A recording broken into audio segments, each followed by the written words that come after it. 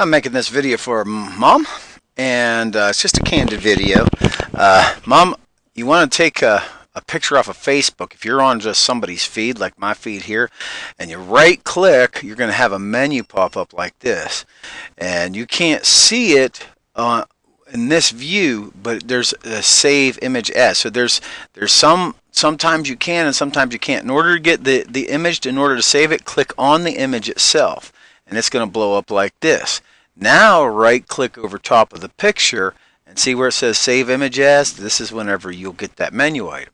So we'll click save image as, and we'll take it and save it to the desktop, and I'm going to just name this Harley.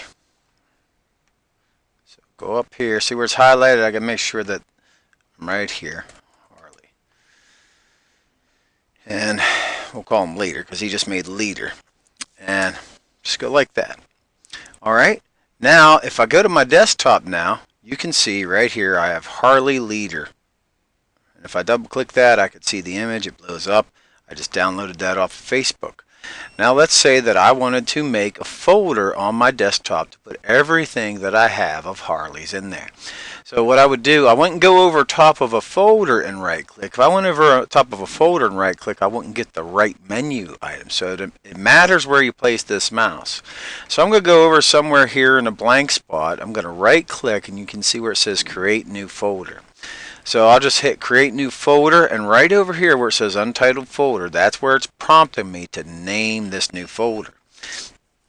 And I'll just call this new folder Harley hyphen Army. Okay, and this is where I'll put all of Harley's things in there. So here we have Harley Army. Now if I double click this, you can see that there's nothing in there when I bring it up. There's nothing in this path, home, Maximus, desktop, Harley Army. So that's the folder that we're in. So I'm going to close this out. Now that picture right here, what I'm going to do is I'm going to take it and I'm going to drag it and put it over top of this folder. Now I still have my finger down, but when I let go, it's going to shove this item into that folder. That's what's going on. So I'm dragging it to the folder. I'm hovering over top of it. Now when I let go, watch what happens.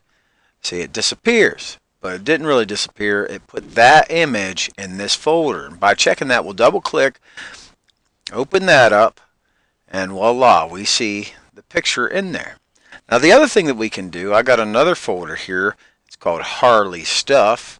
If I take and I drag this folder inside this window here, this window is actually the folder contents.